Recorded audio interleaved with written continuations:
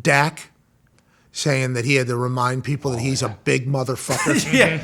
Every day, this is a real thing that's happening. Every single day, I'm finding out something new about Dak Prescott that makes me love Dak Prescott even more. As of late, couple things. He talks shit. He swears. Him and Mike McCarthy have become friends, I think. He's a leader. He is an actual Wolverine, came back from one of the most devastating injuries of all time. He squirts water into his own mouth, which I'm a big fan of. And then after scoring a touchdown, he flexes and says, I feel like people forgot that I'm a big motherfucker. You know what I'm saying? Hey, I do know what you're saying, Dak. And that was via Mike Leslie at Mike Leslie WFAA. Ooh, farmer. My Dak. Dude. That's not Writer of Football of America. Association. No, that's Winning Football America Association. Okay. Oh, yeah, that's right. West Florida Athletic Association. Okay. That was the Winning Farmers Association of America. No. Okay. This is the Whining Farmers Association of America. There's don't not like a lot in that. there. There's Great not a farmer. lot. There's not a lot in there. No. That is a WFAA. I don't know if this is Mike Leslie's WFAA. So I'm not sure where Dak said this. I don't know if it was a podcast, but if he said in a press conference, I feel like people forgot that I'm a big motherfucker. You know what I'm saying? I love him. So, because there's no way anybody was expecting that answer. Hey, why did you do the celebration? Why did you seem excited? Maybe his, just all the work that we put in and to see where this team is and all that.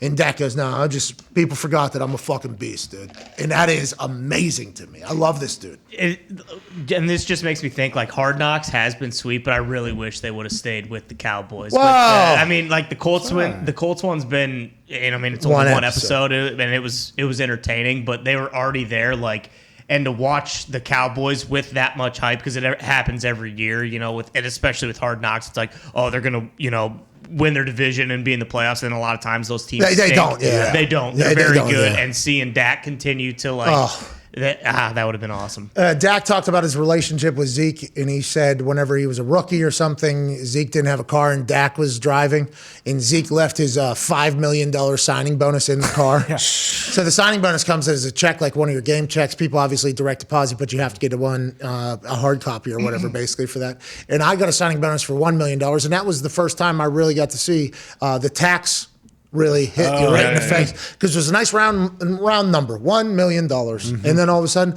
oh, Uncle Sam, shout out, dude. Shout out. Oh, the county I'm standing in. Oh, shout out. Oh, the city I'm in. Oh, shout out. Shout out to this. $520,000. Holy fuck.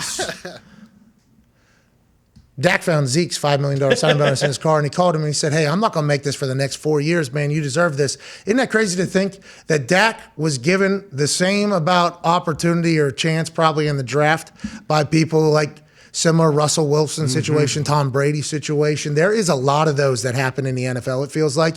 And I think it keeps you as a human. Like if you make it, I think it keeps you as a human. Like I think Dak will never forget how many people slept on him and who he is.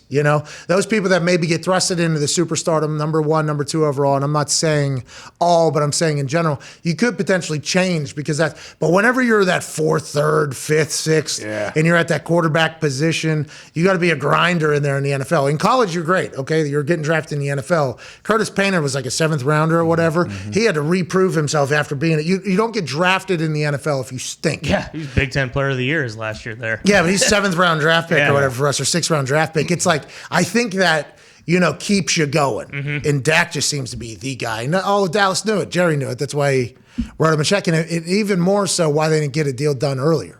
Like you knew you had the guy. Exactly. It seems like the more I've learned about him, it's like this is a guy.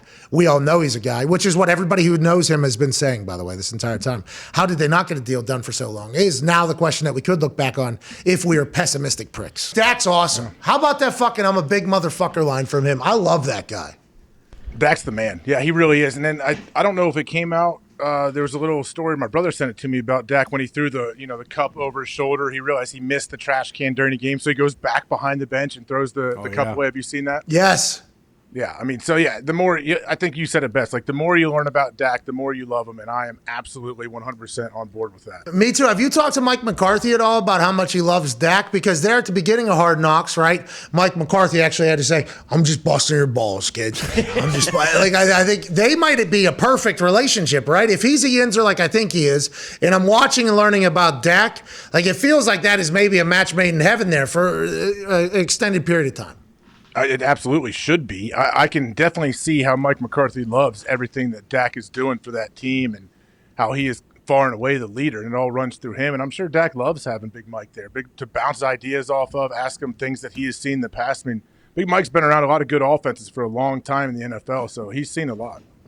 What's Big Mike doing, you think? Just walking around, roaming around, setting a schedule, giving motivational speeches, hammering watermelons, and then just showing up and clapping along? What do you think he does, literally? That's a great question, because when I was playing for Big Mike, he was the offensive play caller, so he's calling the plays. So therefore, I think you have to be a lot more involved in every single meeting and all that. And I'm sure he's involved in everything, but not calling the plays on Sundays, I bet he misses it. I bet he really does. He probably almost gets bored on the sidelines. That's what I'm thinking. And what does he do on a day-to-day? Just bounces around meeting to meeting, and then he goes hangs out? Him and Jer probably riding around the golf cart, checking out the facilities. Probably, yeah, it'd be awesome. Going through the entire – hey, Jer, this is what Mike's saying. Hey, Jer. Listen, Kellen Moore just told me what they're doing. It's going to be awesome. Listen, hey, Jerry, listen, we need to beat the fuck out of these Broncos. What are we going to do? We have everything planned. Jerry, we got it, Jerry. Like those two just do-si-doing around that Cowboys complex. That's what, like 1 million square feet or something like that is funny to think about.